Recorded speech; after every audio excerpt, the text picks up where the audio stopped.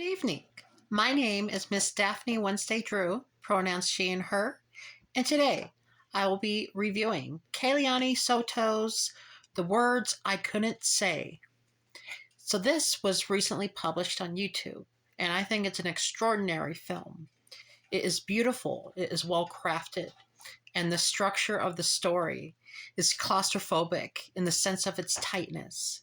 And what works about it is the brilliant use of crafting a lot of the shots that are in this film. A lot of the shots are medium shots, medium close ups. And within these shots, we get to see the expression of this main character.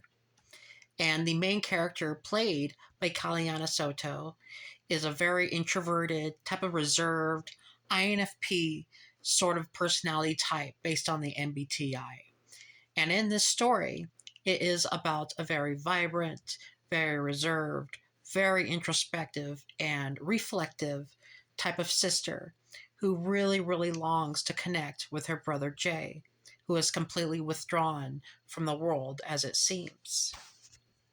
When you in sync these medium close up shots, also just with the whole life of the house in of itself, when we're going through in and out of rooms with doors, that speaks volumes because that shows the barriers between the relationship between her and her brother Jay.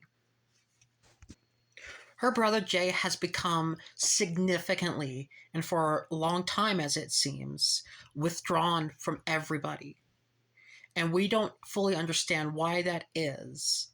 And not only that, but it's actually Jay's absence that triggers some of the brilliance, because it is actually Jay's absence that we also really get to feel Jay.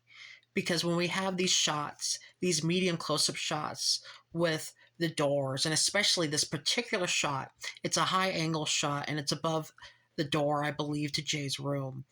And we have it where she shuts the door and she talks about him shutting her out. And that really puts us into her world of feeling shut out.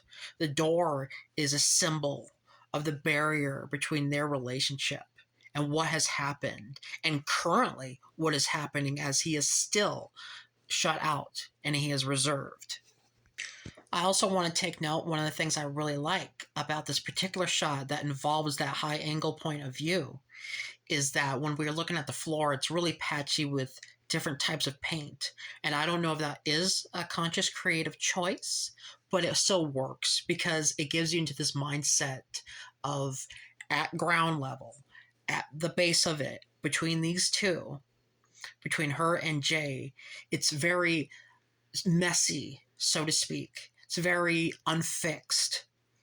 And the door is completely shut. So it's really, really hard to work through this. I also really loved her performance. She was completely brilliant, especially with her reflection as she looks in the mirror or as she goes through the house, all throughout the rooms, and gets to feel the room, especially when she's clutching onto the drawer. It gets us to really feel how it was for her walking through this. And another thing I like is when I'm looking at this couch and it's wrapped up in this plastic wrap, it really is like a great symbol of restraint.